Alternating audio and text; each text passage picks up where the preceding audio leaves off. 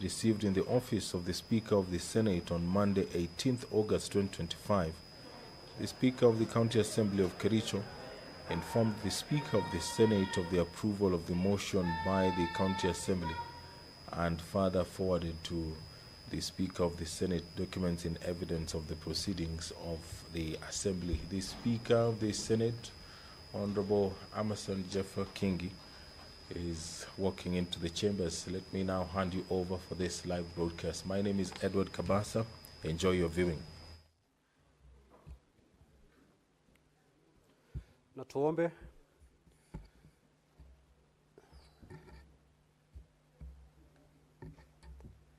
Mwenyezi Mungu, twakusihi ututazame kwa neema nyingi na baraka, sisi watumishi wako ambao umeridhika kutuitwa kwa nyadhifa za uongozi katika jamhuri hii yetu. Twakuomba tuwajalie tuyatende na kufikia mambo yote yatakayofikishwa mbele yetu kwa njia ya haki na uaminifu, ili kustawisha amani, ufanisi na heri ya nchi yetu na wale ambao haja zao umezikabidhi mikononi mwetu. Amen.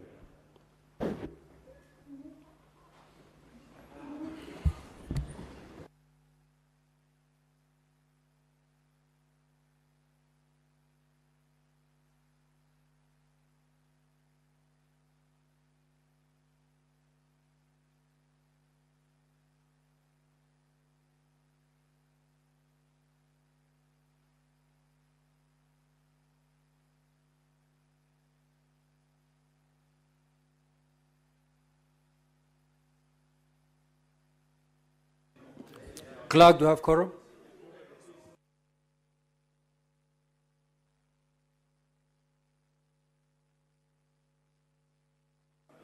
Order, honorable senators, we do have quorum. Senator for Nakuru County, kindly take your seat. Clerk, you may proceed to call the first order.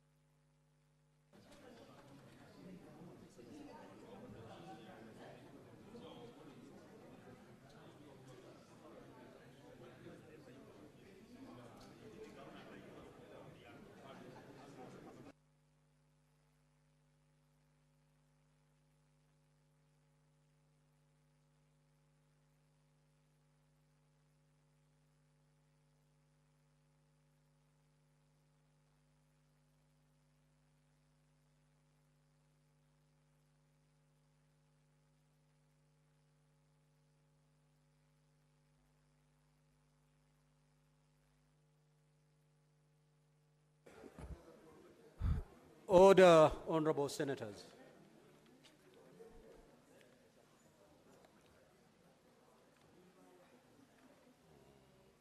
Order number 1, administration of oath. Consolata Nabwire Wakwabubi, nominated senator.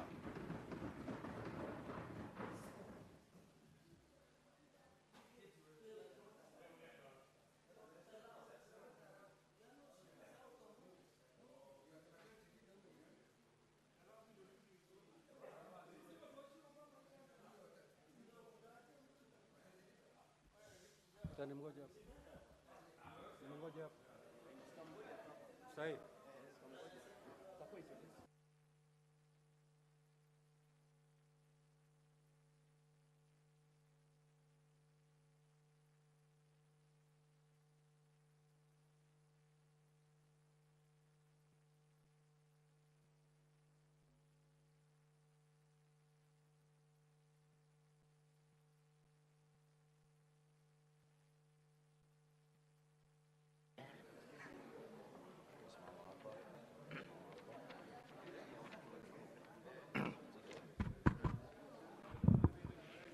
Honorable Speaker, it is my pleasure and privilege to introduce to you and the Senate, the nominated Senator Consolata Nabwire wa Kwabubi of the United Democratic Alliance Party, elected pursuant to Article 98(1), Sub-Article B of the Constitution. Senator, would you wish to swear or to affirm? To swear. Yes. To swear. Very well. You may now proceed to take the podium.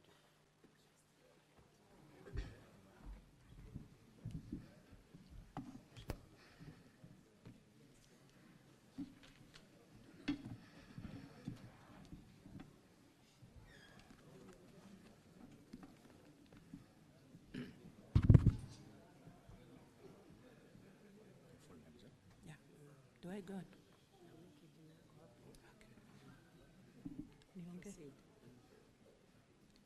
I, Consolata Nabwire wa Kwabubi, having been elected a member of the Senate, do swear in the name of the Almighty God that I will bear true faith and allegiance to the people and the Republic of Kenya, that I will obey, respect, uphold, preserve, protect, and defend this Constitution of the Republic of Kenya, and that I will faithfully and conscientiously discharge the duties of a member of Parliament.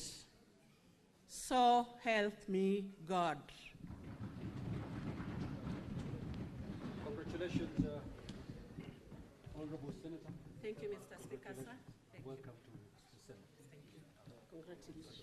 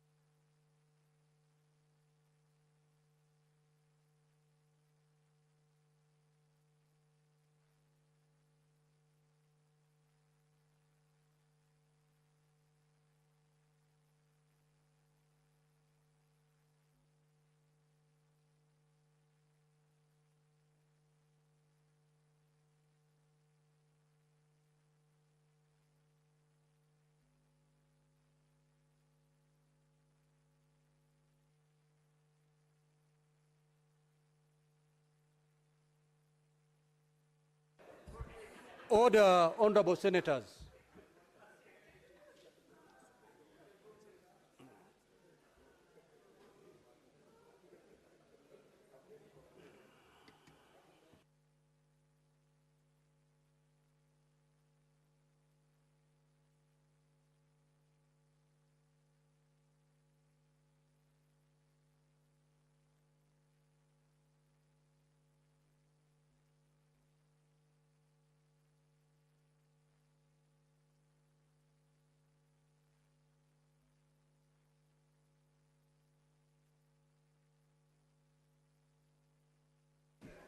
Next order of clerk. Order number 2, communication from the chair. Now, honorable senators, I have the following communication to make. I'd like to acknowledge the presence in the Speaker's Gallery and the public galleries this afternoon of a delegation consisting of family and friends of Senator Consolata Nabwire Wakwabubi, MP. The delegation is visiting the Senate to witness the swearing-in of Senator Wakwabubi, MP, which has just been concluded. Now, honorable senators, in our usual tradition of receiving and welcoming visitors to Parliament, I extend a warm welcome to them, and on behalf of the Senate, on my own behalf, wish them a fruitful visit. Now, I will call upon the Senate Majority Leader to extend a word of welcome to the delegation. Thereafter, I will allow honorable senators under 1 minute each to pass a word of congratulations and to welcome the newly sworn member of this House. Proceed, Majority Leader. Okay, thank you. Mr. Speaker, I join you on behalf of my colleagues to welcome this delegation that is accompanying our latest colleague, Senator Consolata Wakwabubi. Mr. Speaker, it's a great privilege to serve this country as a senator. And therefore, I know that as our colleague begins her legislative journey this afternoon, she has a steep learning curve, Mr. Speaker, because she has joined in while we have made tremendous progress, Mr. Speaker, in this House, to ensure that we set up this institution to levels that the Kenyan people expected of us. And therefore, I want to congratulate Senator Consolata, together with all the members of our delegation who've come this afternoon to witness her swearing in, Mr. Speaker. I wish her well in her journey, Mr. Speaker, as she learns, interacts with colleagues, and get to serve the people of Kenya as a nominated senator. I thank you, Mr. Speaker. Now, honorable senators, the floor is open for purposes of congratulating the newly sworn-in member.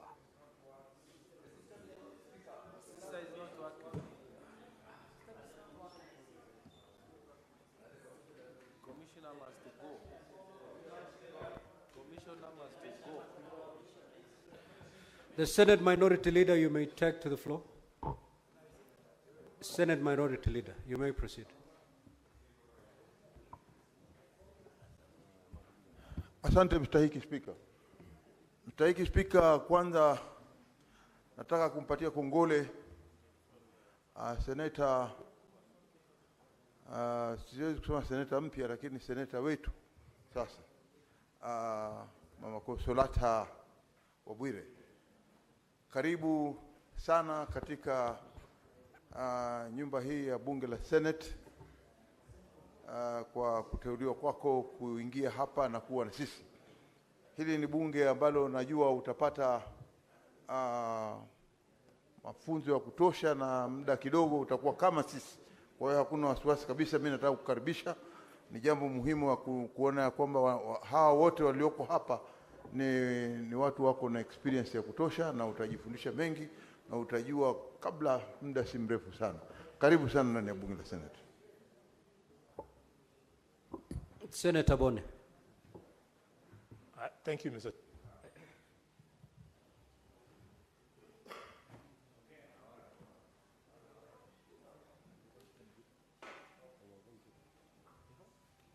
Thank you, Mr. Speaker. Mr. Speaker, it gives me a lot of pleasure to welcome my sister, Consolata Nabwire, to this House. I call her sister for obvious reasons, Mr. Speaker, but more importantly, Mr. Speaker, it's a crowning moment for the effort that the United Democratic Alliance has gone through in appreciating the contribution of one of the women who made a huge difference during our campaigns to ensure that the president forms government.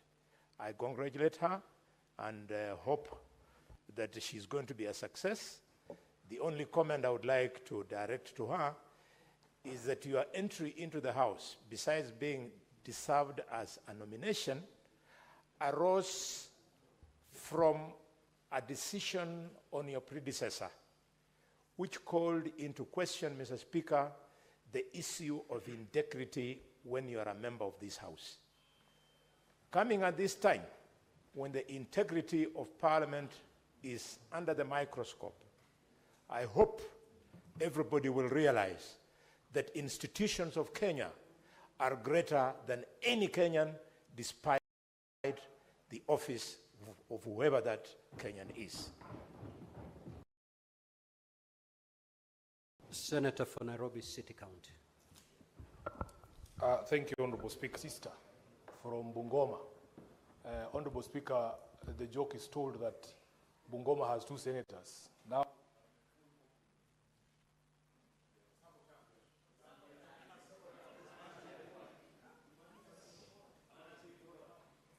Senator Wakwabubi, one of the things you will learn very fast is that the Senate struggles with speaking equipment here.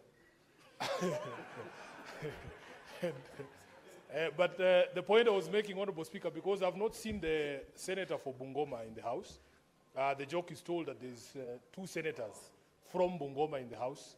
Now there will be a full complement of 3, including my sister Wakwabubi, who has just joined us today, Honorable Speaker. I want to welcome you to the capital.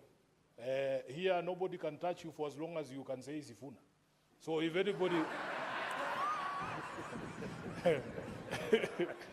So if anybody tries to do anything, you might not be from my own political party, but I consider you a sister. I want to welcome you to this House. I'm hoping that we will do great things for the people of Kenya. Don't listen to the hecklers.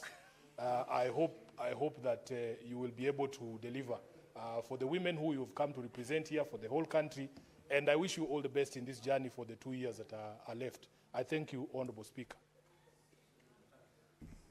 Senator Tabitha Kericho. Thank you, Mr. Speaker, sir, for also giving me this opportunity to welcome my sister, Senator Consolata. Senator Consolata, you are most welcome to this House. It's a good house.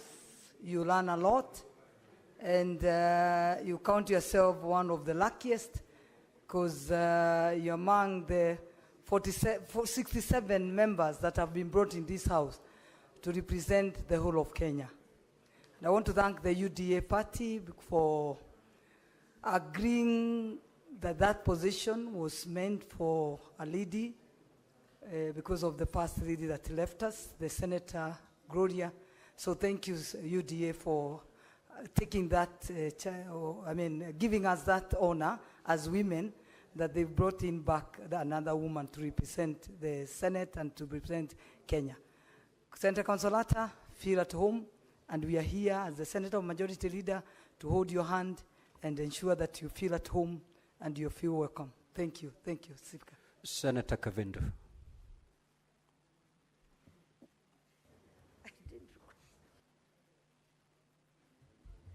Thank you, Mr. Speaker, for giving me this opportunity to welcome our sister Consolata to this House. Karibu sana. Let us do the work and serve Kenyans with all dedication. Thank you, Mr. Speaker. Senator Mungatana.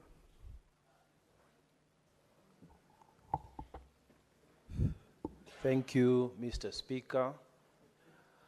I want to welcome Honorable Senator Consolata to the House. One of the books that was given to you, amongst the books that you received from the Speaker. Can you power the mic for Honorable Senator Mungatana? Is it on?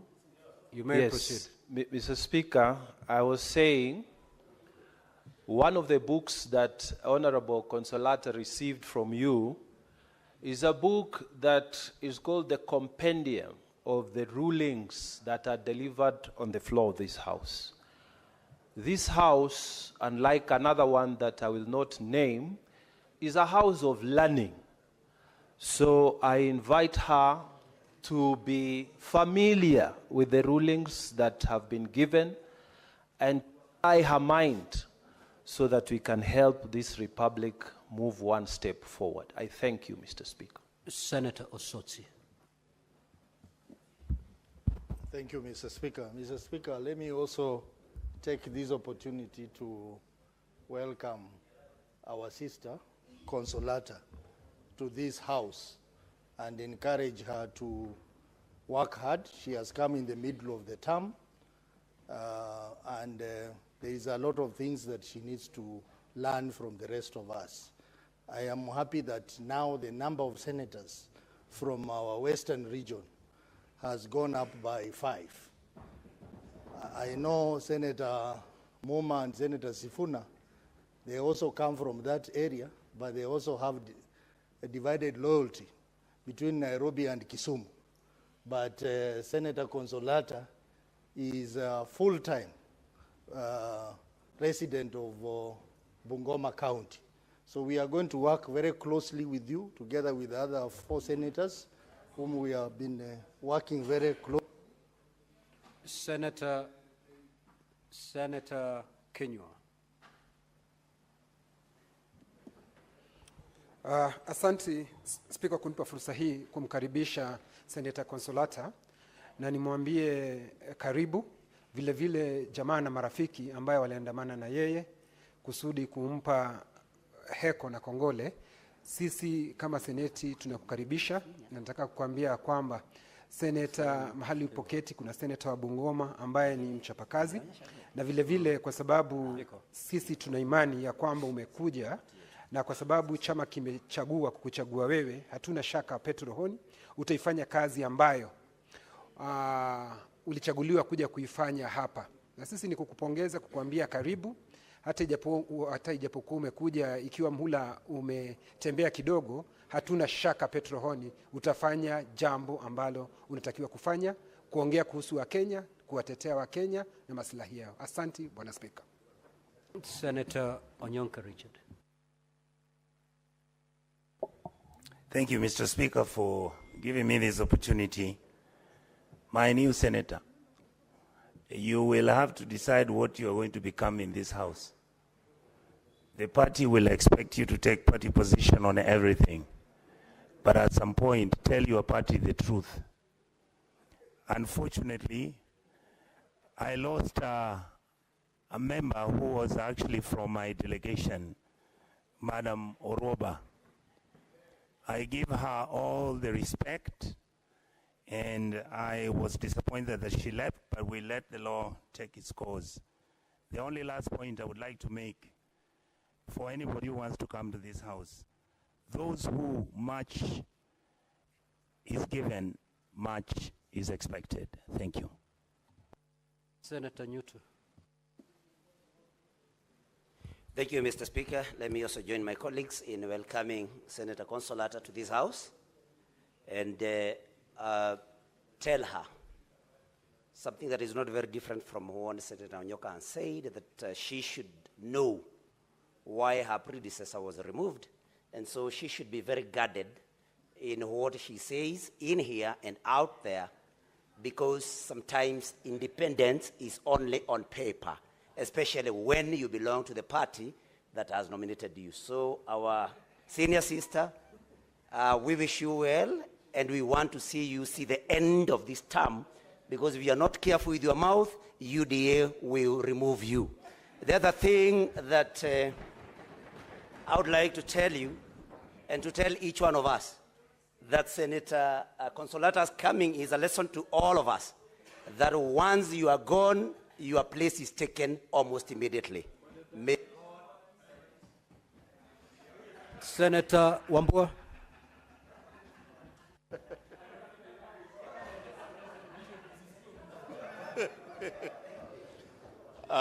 I thank you, Mr. Speaker. I want to take this opportunity, Mr. Speaker, to welcome my cousin, Senator Consolata, to the Senate. When Senator Alwale stood here, and Senator Osotsi, and they are very happy that their community is gaining numbers. I'm seated next to Senator of Nyamira, and he is mourning that they have lost a number. I've tried to persuade him, Mr. Speaker, to catch your eyes to say something. The state of mourning is too high. You just can't say anything. But all in all, Mr. Speaker, for us,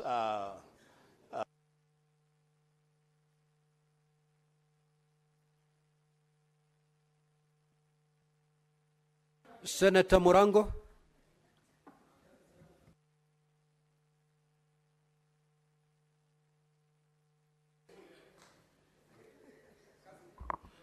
Asante sana mstahiki Spika.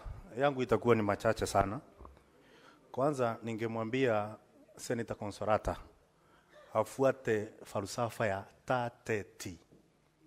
Tangaza msimamo wako kama seneta, tetea waliokuleta hapa na utumikie wale ambao wamefanya uletwe hapa.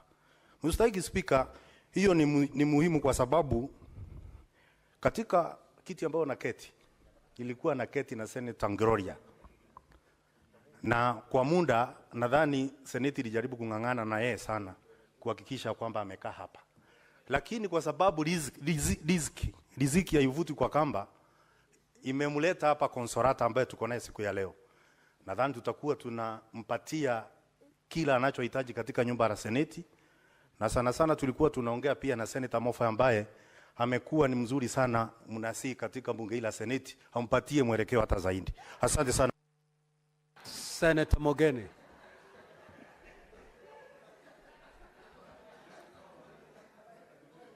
Senator Mogeni.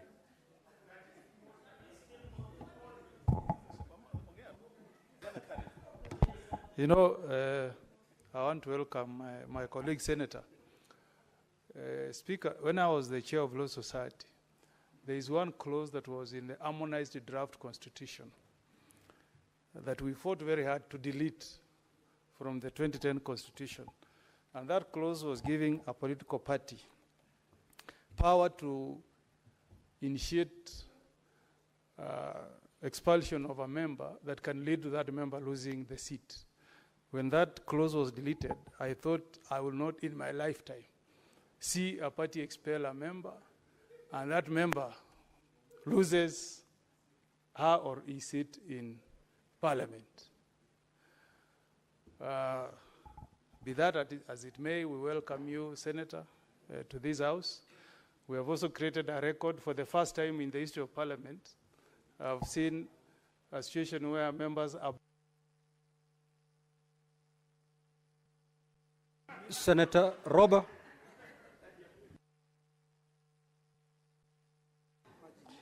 Asante sana mstahiki Spika.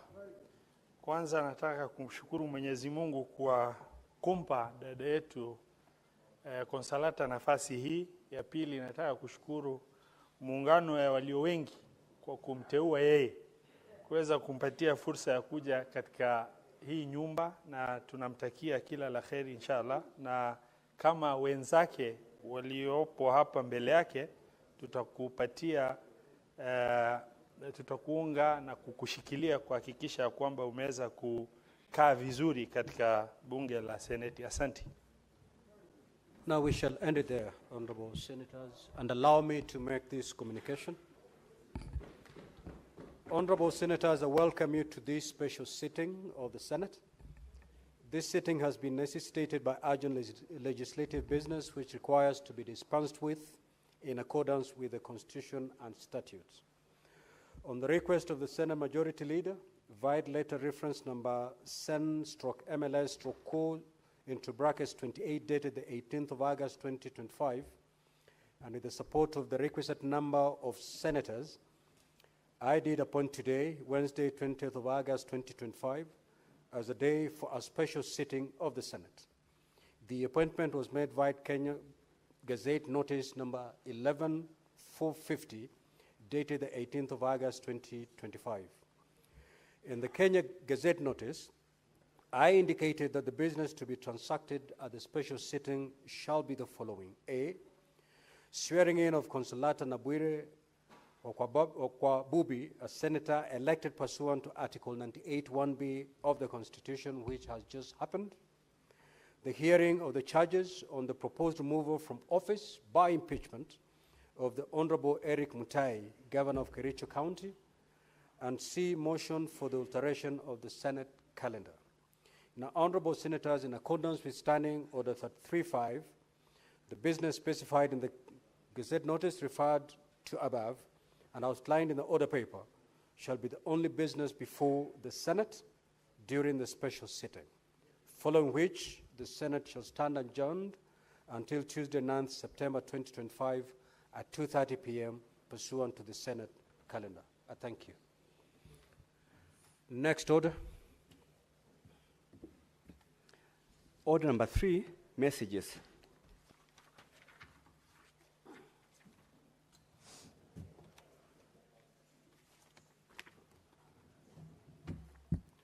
Take your seat, Senator Boni.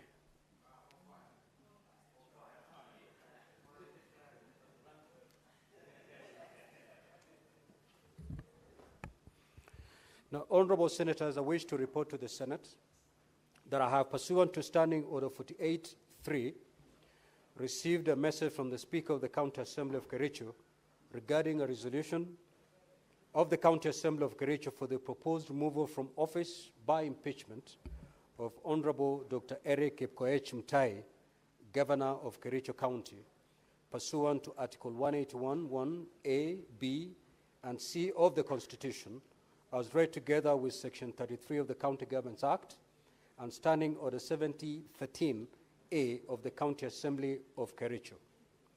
The message, which was conveyed to the Speaker of the Senate via the letter reference KCA/SP/3 Volume 1 into brackets 39, dated Friday, 15th of August 2025, signed by the Speaker of the County Assembly of Kericho and received in my office on Monday, 18th of August 2025, listed the following grounds of impeachment against the Governor. 1, gross violation of the Constitution and other laws. Allegation number 1, misappropriation and misallocation of county finances. The particulars of this allegation are that the Governor engaged in various acts of gross violation of Articles 10, 183, and 201 of the Constitution, Section 102 and 109 of the Public Finance Management Act, Cap 41(2)(a), and the provisions of the Kericho County Rating Act number 5 of 2029 by doing the following.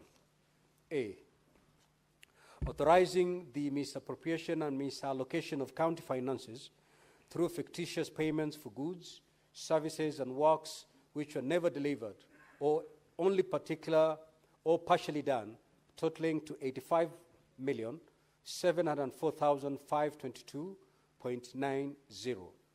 This included irregular claims such as maintenance of 15 residential houses, undelivered agricultural inputs like soybeans and maize germ, and overpriced supplies, including sodas allegedly bought at 500 shillings per bottle, tissue paper at 2,750 shillings per bale, and hand towels at 3,600 shillings apiece.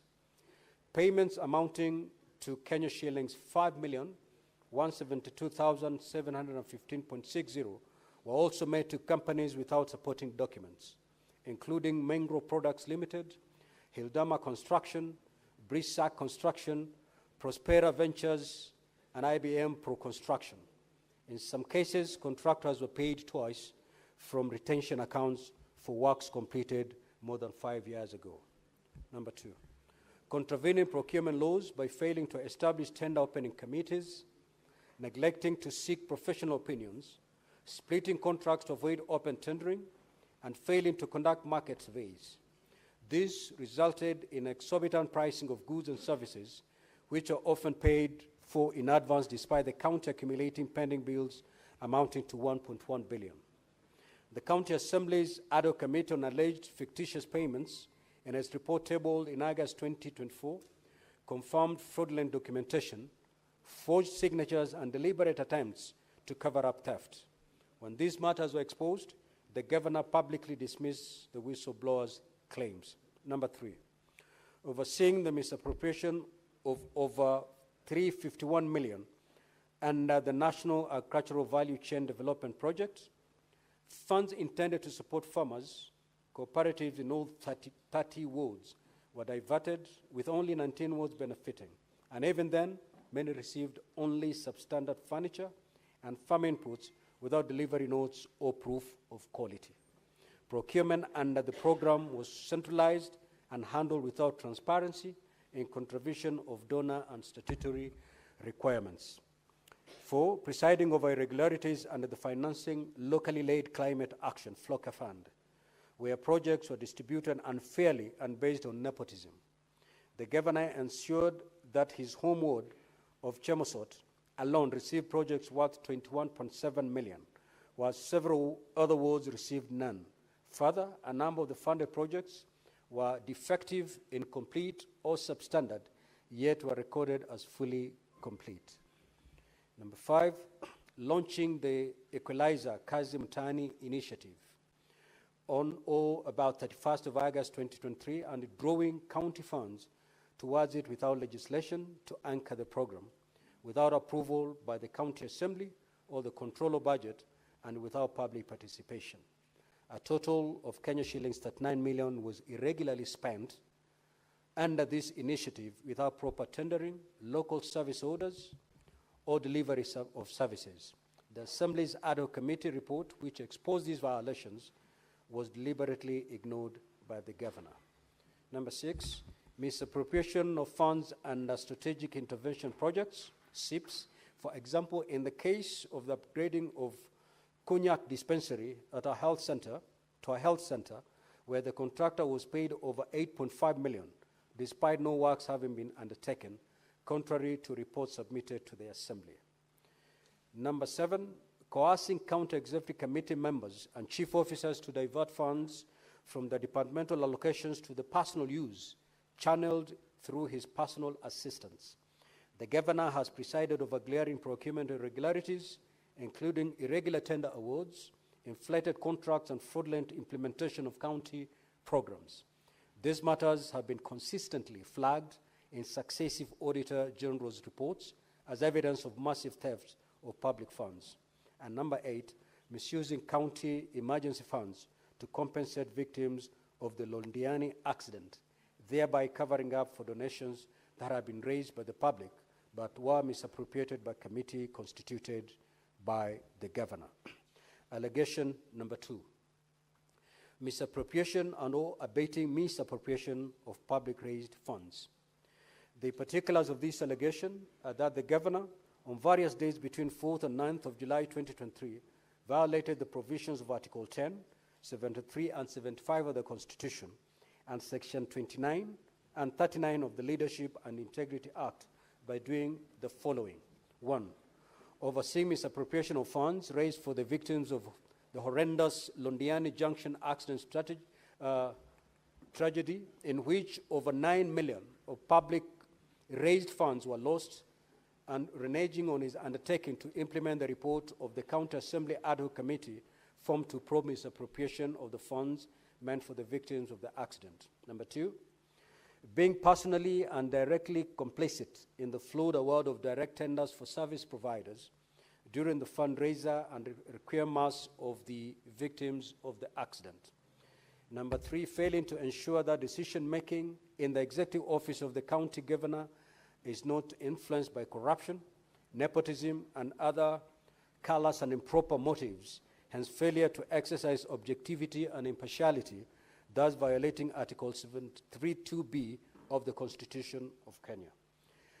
Number 2, abuse of office. Allegation number 1, illegal appointments, unlawful dismissal and transfers, and usurpation of constitutional and statutory functions of county public service. The particulars of this allegation are that the governor has variously engaged in gross misconduct and gross violations of Articles 10, 73, 75, 232, 235, and 236 of the Constitution, Section 17 of the Public Officers Act, Section 55, 59, 59A, 60, 62, 63, 64, and 65 of the County Governments Act, Section 4 of the Public Appointments, County Assemblies Approval Act, and variously abused his office by doing the following. 1. Engaging in skewed and nepotistic appointments of county employees. The governor hired his brother as a revenue clerk and confirmed his aide's wife as a nurse ahead of other long-serving contract nurses who were denied similar opportunities. These appointments were not only irregular, but also discriminatory, undermining the values of fairness, equity, and integrity in the public service. Number 2, illegally appointing a county attorney while a substantive office holder was still in place. This irregular appointment was challenged before the Employment and Labor Relations Court, which declared it unlawful, unprocedural, and unconstitutional, and further ordered the governor personally to pay costs of Kenya shillings 2 million. Number 3, politicizing public recruitment by causing the advertisement of vacancies for doctors, nurses, and ECD teachers, despite knowing that the county had no financial capacity to hire such staff. The process was later abandoned. Number 4, irregularly deploying health staff without any consultation with or authority of the County Public Service Board, creating confusion and disruption in the delivery of health services. And number 5, arbitrarily dismissing senior county officers, including 10 county executive committee members, 6 chief officers, 2 chiefs of staff, and other senior officers without just cause or due process. Allegation number 2, subversion, discrediting, and impeding of the oversight role of the county assembly. The particulars of this allegation are that the governor on 3rd of September 2024 engaged in gross misconduct and grossly violated the provisions of Article 10, 73, 75, and 174 and 185, 3 of the Constitution, and abused his office by writing to the Speaker, purporting to direct the Speaker on, inter alia, the timelines the Speaker should give the chief officers who were summoned by the Assembly for questioning in exercise of the Assembly's oversight mandate. Number 3, gross misconduct. The particulars of this allegation are that the governor has repeatedly engaged in gross misconduct and gross violation of the provisions of Articles 10, 73, and 75 of the Constitution and Sections 29 and 34 of the Leadership and Integrity Act by doing the following. 1, leading an illegal land invasion and acting in contempt of court immediately after assuming office. The governor led a mob to invade private property belonging to Mr. Josiah Kiplagat Kogu in Kericho town, tearing its fence, and designating it as a county dump site. This was done without the consent of the owner, without approval of the National Environment Management Authority, without gazettement by the county, and in defiance of subsisting court order. These actions amounted to contempt of court, blatant disregard for the rule of law, and exposed the county to damages and costs. Number 2, engaging in persistent bullying, intimidation, and harassment of county staff, thereby creating a toxic environment.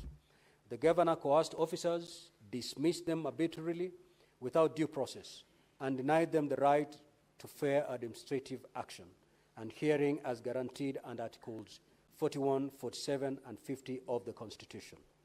Officers who did not conform to his directives were targeted, resulting in fear, despondency, and dysfunction within the County Public Service Board.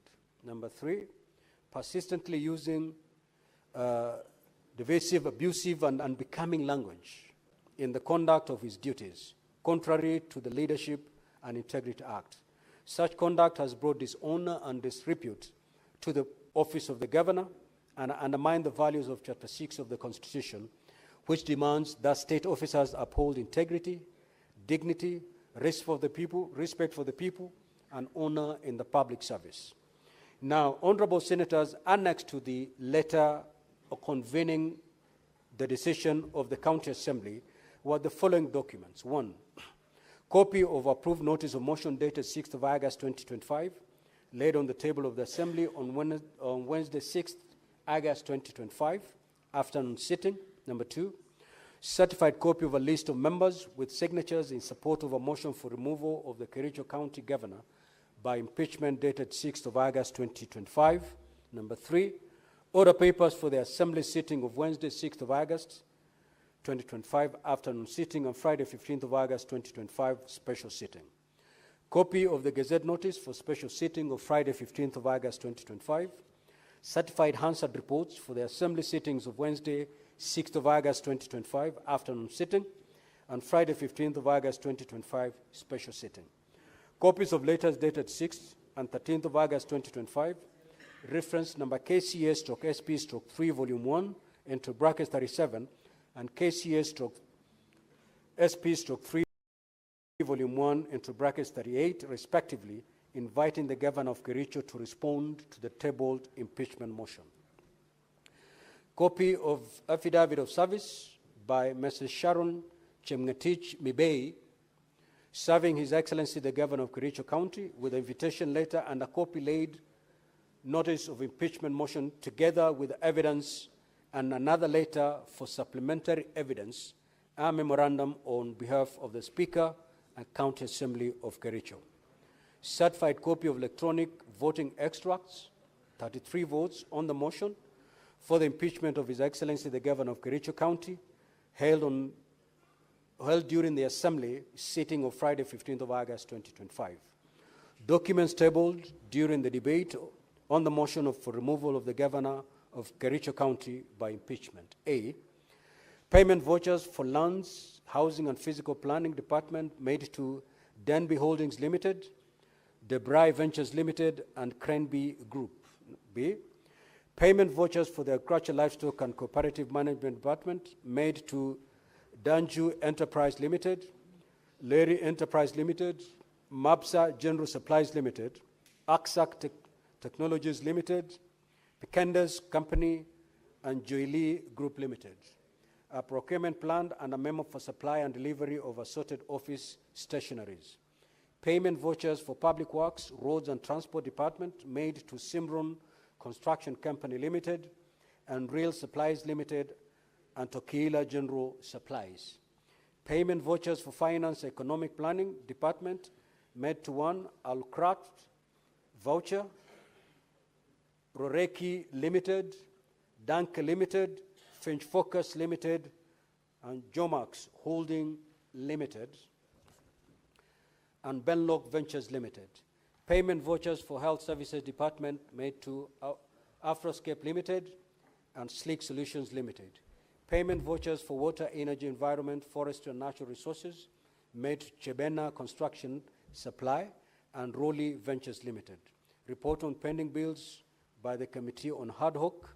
Report of the Committee on Water Environment on FLOCA projects. NAF-CDP report by the Committee on Agriculture, Livestock and Fisheries. Ad Hoc Committee report on Kazi Mtaani. Report by the Department of Finance, Economic Planning, Strategic Interventions Phase 2, and 2 photos, 4 affidavits, 1 judgment and 1 ruling. Ad Hoc Committee report on Londiani incident, Auditor General's reports, correspondence between the Governor and the Speaker dated the 20th of August 2024 and 3rd of September 2024, advertisement for vacancies by County Public Service Board, an internal memo on redeployment of staff and the Health Service Department, a Facebook extract, and letters of termination.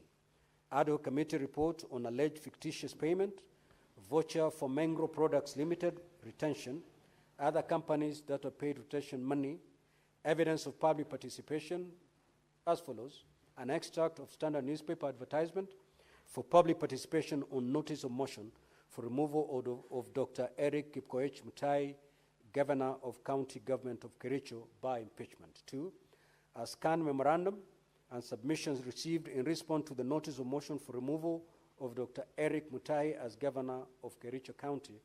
Number 3, a public participation register for the collection of memorandum. And 4, a report on public participation. Governor's response and volume 1 and 2, Kericho County standing orders, flash disk containing video evidence, and 3 transcripts. Now, honorable senators, in terms of the way forward, following the reading of the charges against the governor, Standing Order 81B of the Senate, as read together with Section 33(3)B of the County Governments Act, give the Senate 2 options on how to proceed with this matter. The Senate may, A, by resolution, appoint a special committee comprising 11 of its members to investigate the matter, or B, investigate the matter in plenary. The Senate Majority Leader will, at the appointed time, during this sitting, give notice of motion for the establishment of a special committee. Should this motion be carried, the special committee will be required under Section 33(4) of the County Governments Act and Standing Order 82 of the Senate, standing orders, to investigate the matter and to report to the Senate on whether it finds the particulars of the allegations against the governor to have been substantiated. In the event that the motion for the establishment of a special committee does not pass, the fallback position is that the Senate shall proceed to investigate and consider the matter in plenary. In the event, I will appoint the dates on which the Senate will sit in plenary to hear and determine the charges against the governor. Honorable senators, to emphasize that when we come to the debate on the motion for the establishment of the special committee, debate on the motion shall be limited to the substance of the motion, principally whether or not to establish the special committee. It shall not be a debate on the substance of the impeachment or its merits, propriety, prudence, or even constitutionality or legality of the process that have preceded the submission of this matter to the Senate. It is therefore not permissible to deviate to any issues other than that motion before the Senate. In the meantime, and during the pendency of this impeachment process in the Senate, I wish to caution honorable senators to refrain from publicly commenting on the merits or demerits of the impeachment motion before the Senate. Doing so would amount to anticipation of debate, which is an infringement of Standing Order 99 of the Senate standing orders.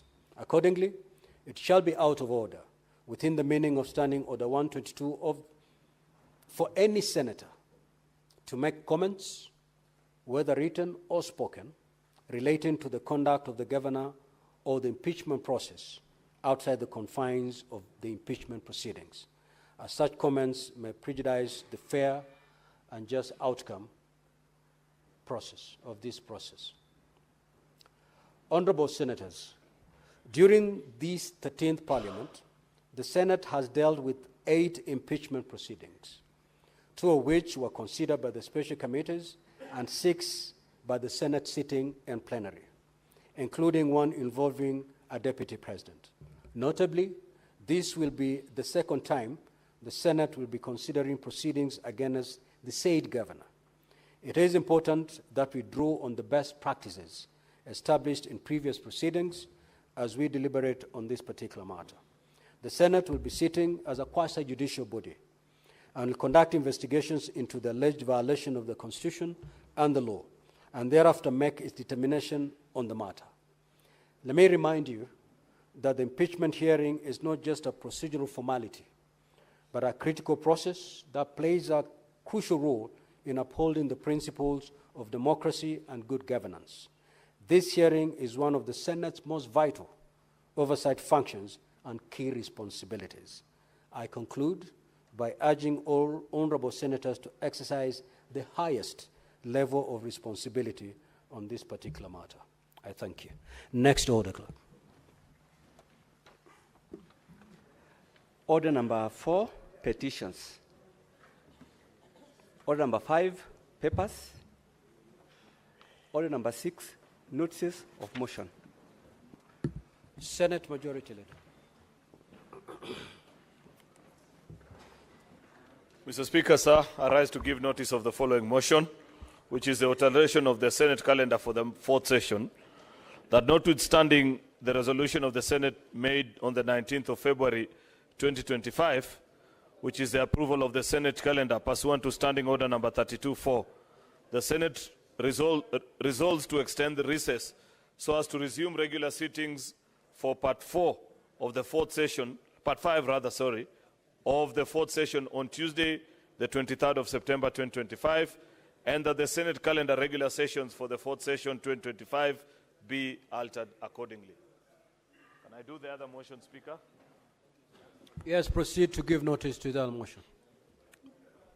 This is notice of the second motion, Mr. Speaker, which is the establishment of a special committee to investigate the proposed removal from office by impeachment of Honorable Erick Mutai, the Governor of Kericho County. That whereas pursuant to Article 181 of the Constitution and Section 33 of the County Governments Act, on Friday the 15th of August 2025, the County Assembly of Kericho County approved a motion for the removal from office by impeachment of Honorable Erick Mutai, Governor for Kericho County. Order, honorable senators. Kindly hear the majority leader in silence.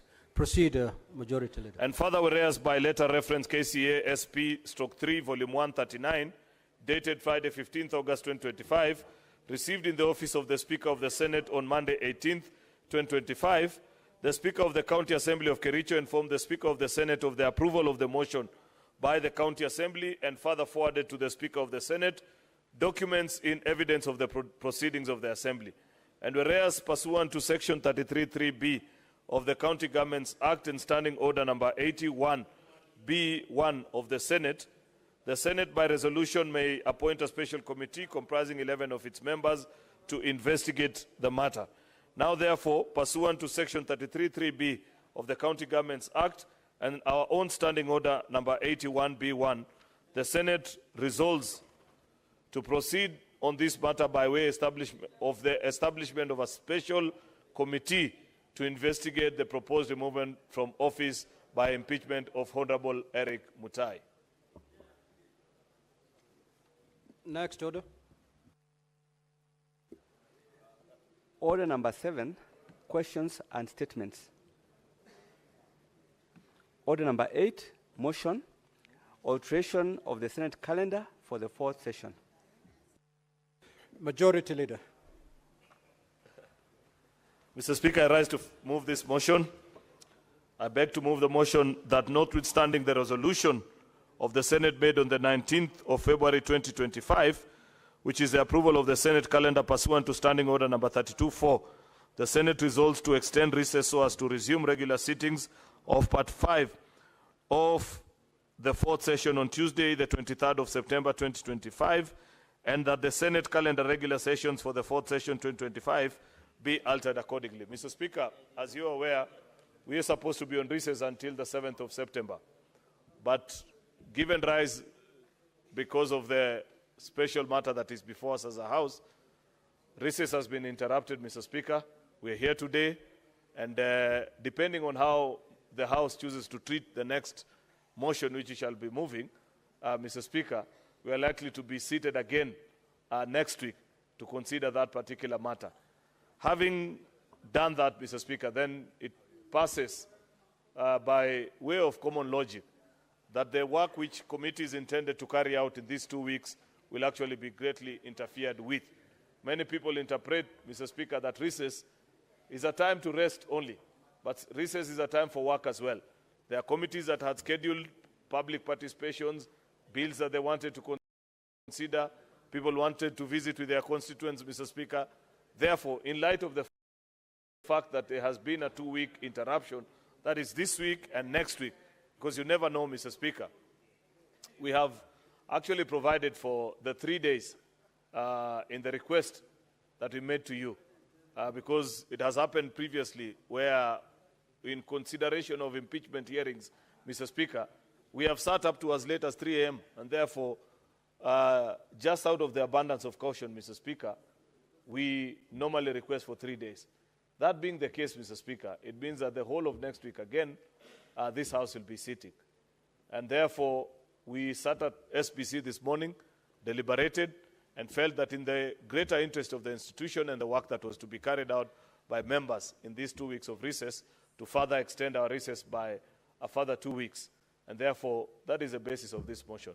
It's a fairly straightforward request, Mr. Speaker, which I want to ask the Leader of Minority, Senator Mutai, to second. and then we can proceed with the other business. I thank you. I second.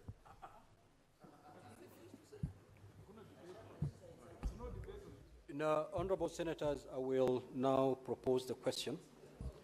That notwithstanding the resolution of the Senate made on the 19th of February 2025, approval of the Senate calendar pursuant to Standing Order 32.4, the Senate resolves to extend the recess as to resume regular sittings of Part 4 of the fourth session on Tuesday, 23rd September 2025, and that the Senate calendar regular sessions of the fourth session 2025 be altered accordingly. Now, the floor is open for debate. With your concurrence, honorable senators, I may proceed to put the question. Very well. I will now proceed to put the question. The notwithstanding the resolution of the Senate made on the 19th of February 2025, approval of the Senate calendar pursuant to Standing Order 32.4, the Senate resolves to extend the recess so as to resume regular sitting for Part 5 of the fourth session on Tuesday, 23rd September 2025, and that the Senate calendar regular sessions for the fourth session 2025 be altered accordingly. Will as many as of that opinion say aye? Aye. Will as many as of the contrary opinion say nay? The ayes have it. Next order. Order number 9, motion, establishment of a special committee to investigate the proposed removal from office by impeachment of Honorable Erick Mutai, Governor of Kericho County.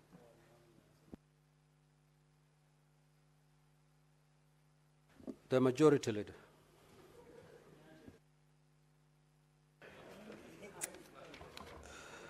Mr. Speaker, I rise to move the following motion, which is the establishment of a special committee to investigate the proposed removal from office by impeachment of Honorable Erick Mutai, the Governor of Kericho County, that whereas pursuant to Article 181 of the Constitution and Section 33 of the County Governments Act, on Friday, the 15th of August 2025, the County Assembly of Kericho approved a motion for the removal from office by impeachment of Honorable Erick Mutai, Governor of Kericho County. And further, whereas by letter reference KCEA/SP/3, Volume 139, dated the Friday of 15th August 2025, received in the office of the Speaker of the Senate on the Monday, the 18th of August 2025, the Speaker of the County Assembly of Kericho informed the Speaker of the Senate of the approval of the motion by the County Assembly and further forwarded to the Speaker of the Senate documents in evidence of the proceedings of the Assembly. And whereas pursuant to Standing Order number 33.3b of the County Governments Act and Standing Order number 81b1 of the Senate by resolution may appoint a special committee comprising 11 of its members to investigate the matter. Now, therefore, pursuant to Section 33.3b of the County Governments Act and Standing Order number 81b1, the Senate resolves to proceed on this matter by way of establishment of a special committee to investigate the proposed removal from office by impeachment of Honorable Erick Mutai, Governor of Kericho County. Mr. Speaker, this is another procedure that members are now accustomed to, that every time we have an impeachment hearing, the House must make a decision whether to investigate by way of special select committee or by the plenary the matter that is before us.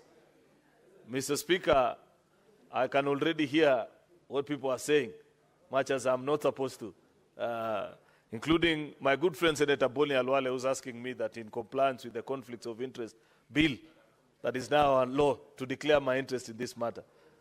Mr. Speaker, I have no peculiar interest in this matter other than justice for the people of Kericho. Nothing else. Mr. Speaker, that is not a subject of debate at this point. And the majority whip, Mr. Speaker, should know that at this point, what we are discussing is whether to investigate this matter by way of committee or by plenary, Mr. Speaker. And we have pursued both ways in the past. with almost near equal results. If you look at the statistics, if I'm not wrong, Mr. Speaker, this must be the 17th or 18th impeachment that you're considering. And almost all, Mr. Speaker, have been considered almost in equal number, some by way of special committee, and nearly an equal number also, Mr. Speaker, by plenary. And both routes have returned the two possible verdicts, which is either to confirm the charges, Mr. Speaker, or fail to confirm the charges in equal measure as well, Mr. Speaker. The point, Mr. Speaker, is that there is no process or route, Mr. Speaker, that is flawed. It is the members to determine which route they want to consider a particular matter. Therefore, Mr. Speaker, reading the mood of the House, because I've been in this House long enough, and I know when people are listening, and I know when they are not, Mr. Speaker. Mr. Speaker, I beg to move and request the Leader of Minority, Senator Justice Retired Stewart Mutai, to second this motion. I thank you, Mr. Speaker.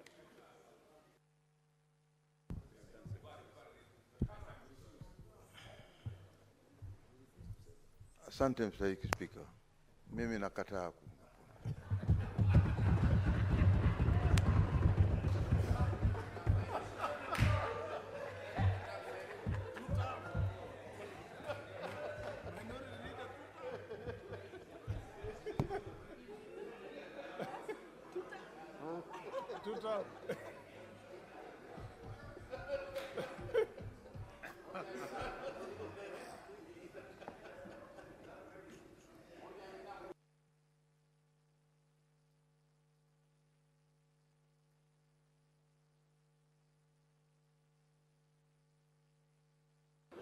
Order, order, honorable senators. Order. Order.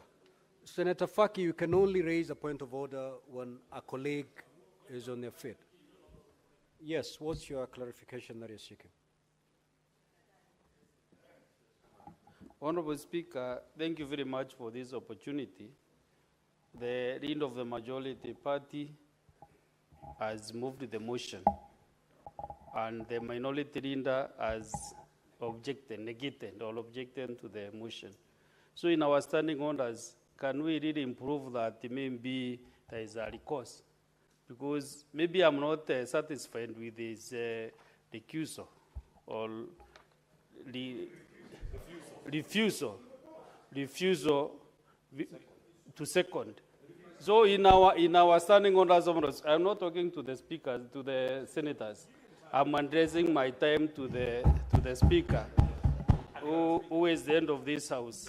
And if I was to talk to you not in this forum, I could have talked to you in other communities. So, Honorable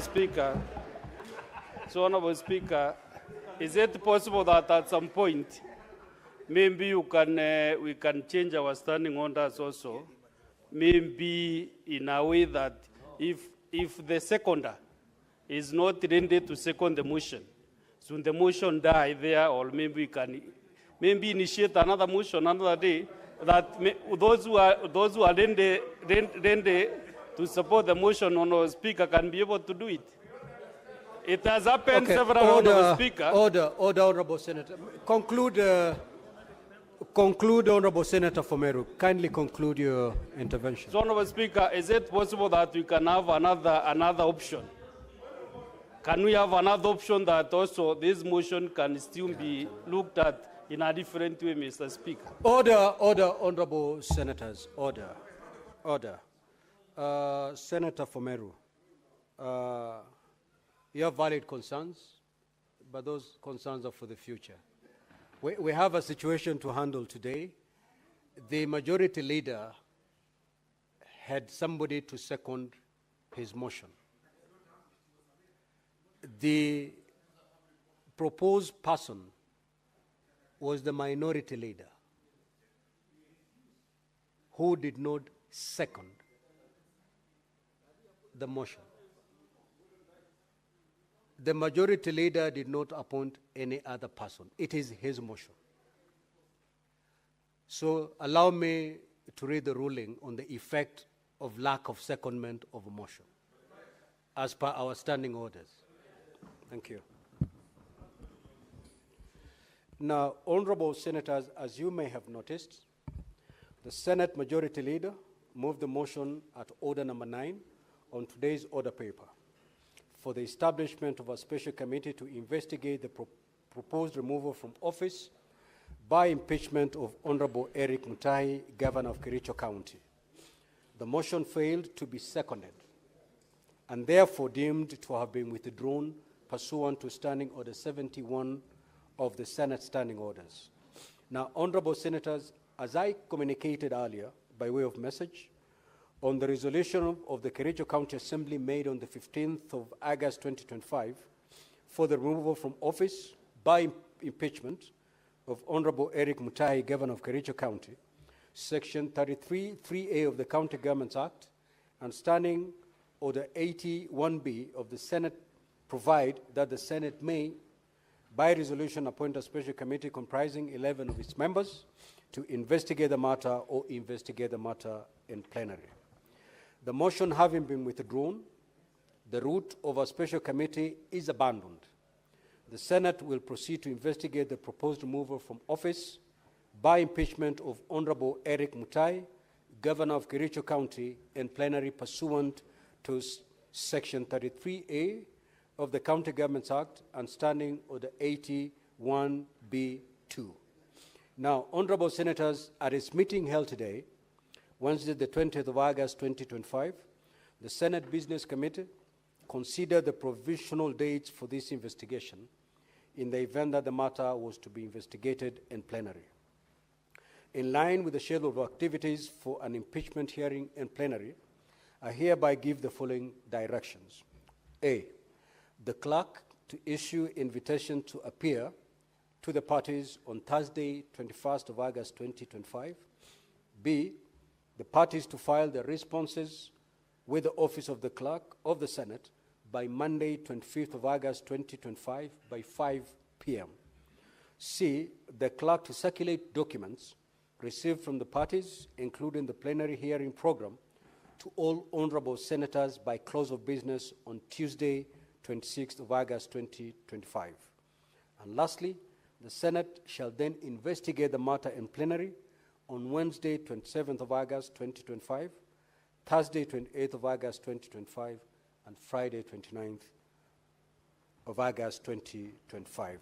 The Senate is hereby accordingly guided. Thank you.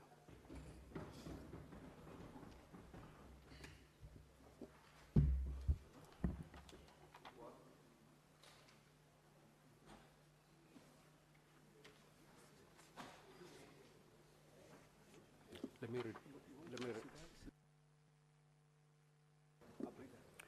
Now, honorable senators, I have a further communication to make. I would like to acknowledge the presence in the Speaker's Gallery this afternoon of Ms. Carol Ann Nicolen Esterhusen, a Director of Legal Services from the National Assembly of the Republic of Namibia, and Andrew Kiprop Kaimugul, a student from the Moi High School, Kabarak. They are in the Senate for benchmarking and study visit, respectively. Now, honorable senators, in our usual tradition of receiving and welcoming visitors to Parliament, I extend a warm welcome to them, and on behalf of the Senate and on my own behalf, wish them a fruitful visit. I will call upon Senator Boni to extend a word of welcome, and also Senator Eddie Okech to do likewise. Mr. Speaker, thank you for the honor. We all know the great history of Namibia and the people of Namibia. It is therefore my pleasure, Mr. Speaker, to welcome the young lady, and I hope that she's going to be able to meet her expectations here in Kenya. Welcome, and thank you, Mr. Speaker.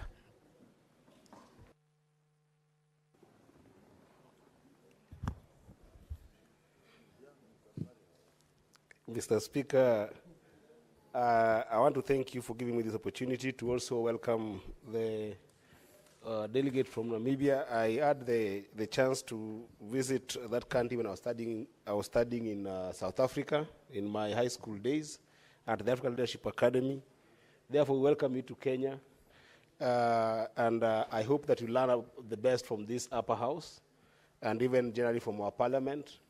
And to the students from Moi Kabarak as well, this is the house that deals with a lot of issues with regard to money and resources that come to our counties and everything to do with devolution. There's a lot to learn from this house, and therefore we also welcome you to learn as much as you can from Parliament. And I thank you, Mr. Speaker, for that opportunity. I hope they'll have a good time in Senate.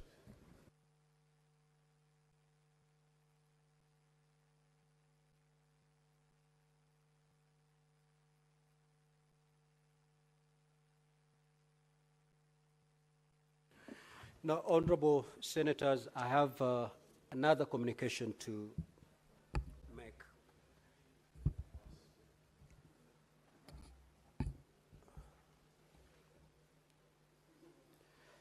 Now, honorable senators, the leadership of the Senate across the political divide met today, this morning, Wednesday, the 20th of August, 2025. And during that meeting, the leadership noted with grave concern the allegations of bribery and extortion made against the institution of Parliament in general and the Senate in particular. The leadership of the Senate has also noted that the allegations have not included material particulars, including the specific individual senators against whom the allegations of bribery are made. Senators are called to a very high office of responsibility and accountability and are required under the Constitution to live up to a very high standard of integrity and accountability. This is the thrust of a number of provisions of the Constitution, including Articles 1, Sub-Article 3, and Articles 10, as well as Chapter 6 of the Leadership and Integrity of State Officers. Senators take and subscribe to an oath of office to obey, respect, uphold, preserve, protect, and defend the Constitution. It follows, therefore, that allegations of bribery and extortion made against senators merit the most urgent and deliberate action and intervention. Honorable senators, to fight corruption requires a systematic and integrated approach in which all organs of the government collaborate and cooperate to the extent of their respective spheres.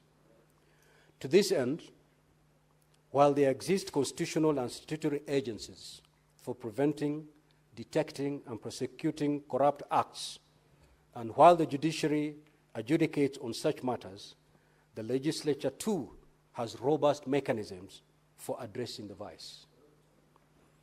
Now, honorable senators, as you are aware, the Parliamentary Powers and Privileges Act, Cap 6 of the laws of Kenya, has an elaborate framework for Parliament to deal with errant legislators. Section 15, subsection 5 of this Act mandates the Committee of Powers and Privileges, which is chaired by the Speaker, either of its own motion or as a result of a complaint made by any person, to inquire into the conduct of a member whose conduct is alleged to constitute breach of privilege in terms of Section 16 within 14 days of receipt of that particular complaint, and to make recommendations to the House for its appropriate action. Part of the conduct that is prohibited under this Act includes improper influence of members of Parliament, fraud, intimidation, offer or promise of any inducement or benefit of any kind of a member in the performance of the member's functions. It is prohibited for members to solicit, receive, or accept any fee, compensation, gift, reward, favor, or benefit of any kind for undertaking or for going to undertake their functions. Honorable Senators, for the Senate to invoke this framework, it is most helpful that the information available to the executive and other organs and agencies or other persons is shared with the Senate.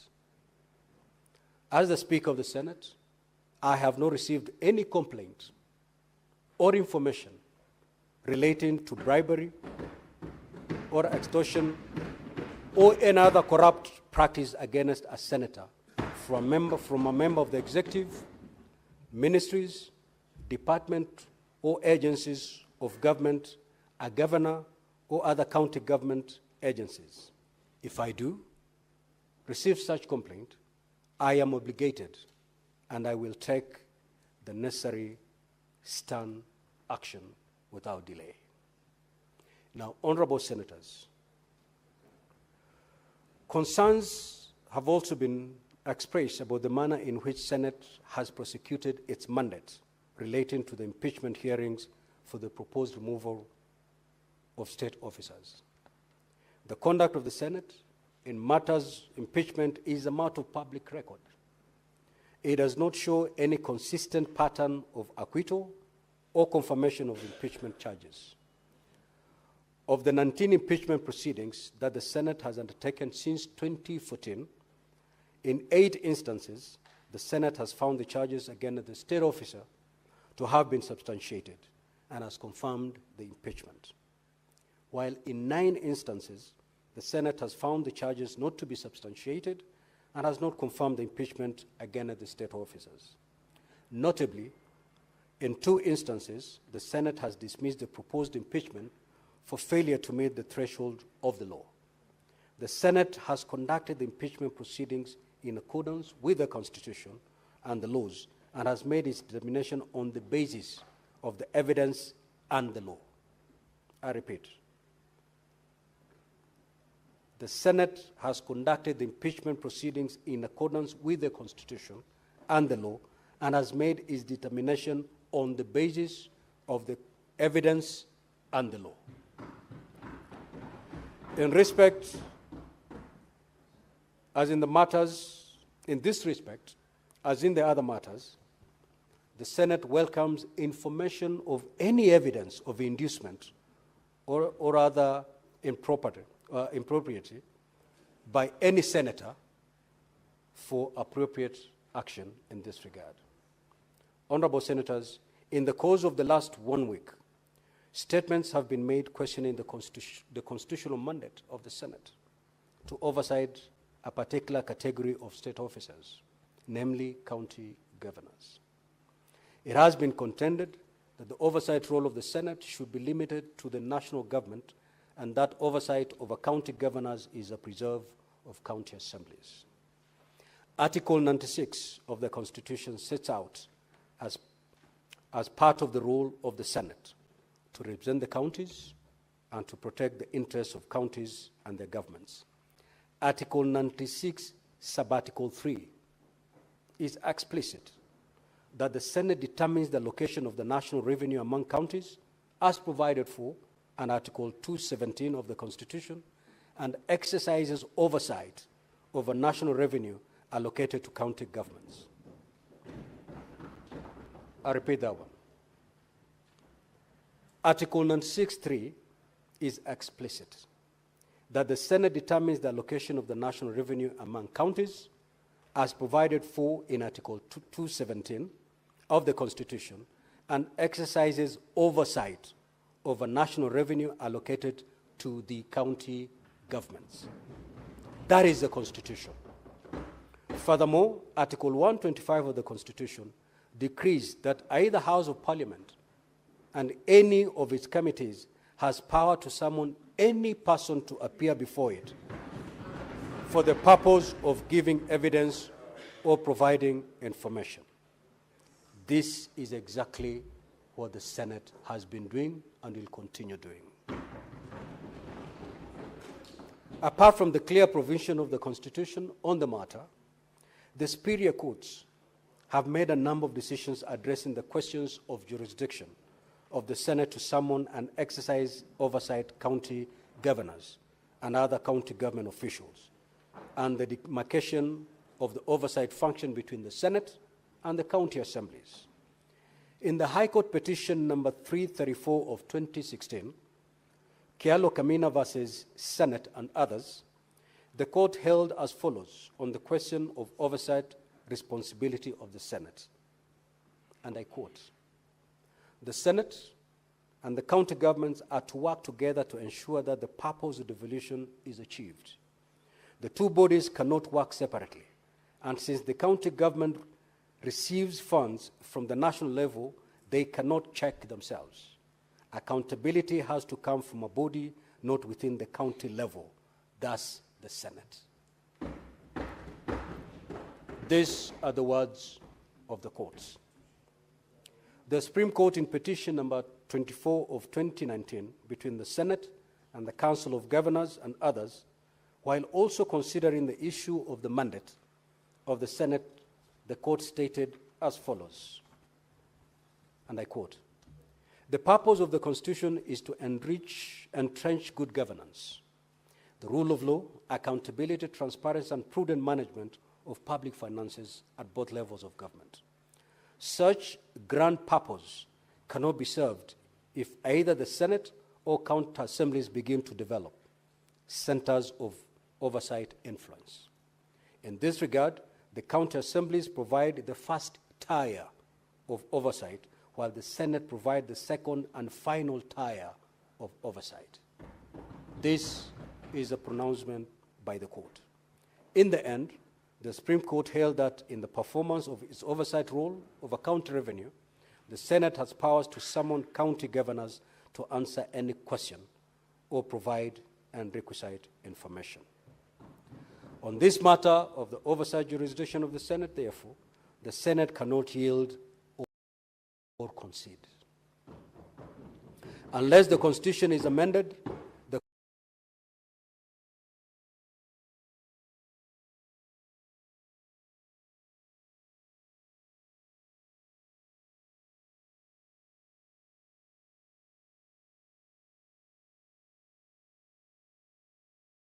constitutional mandate of the Senate is non-negotiable or discretionary.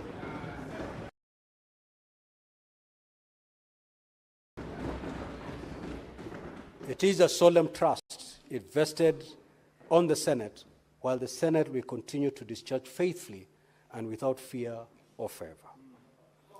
Now, honorable senators, let me conclude by making an impassioned plea to the executive, other agencies of government, county governments, and other persons that it is incumbent on all of us to protect the institution of the legislature, which is the cornerstone of democracy.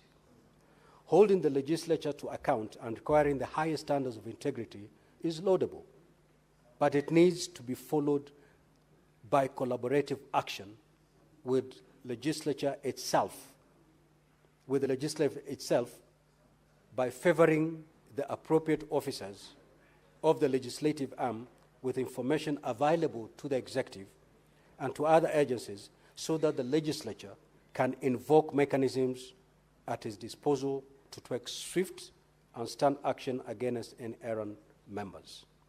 The executive, as well as other agencies and all persons, should also support the Senate in its oversight role in defense of the devolved system of government, which our people so painstakingly weaved together for themselves in order to address the disparities and inequalities and other injustices of previous centralized constitutional order. I thank you, honorable senators.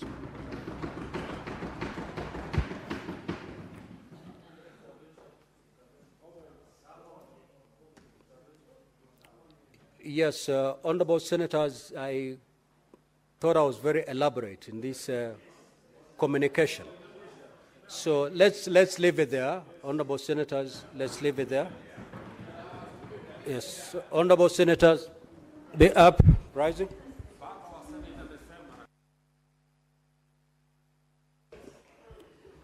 Now, honorable senators, there being no other business on the order paper, The Senate stands adjourned until Wednesday, 27th of August, 2025 at 9:30 a.m.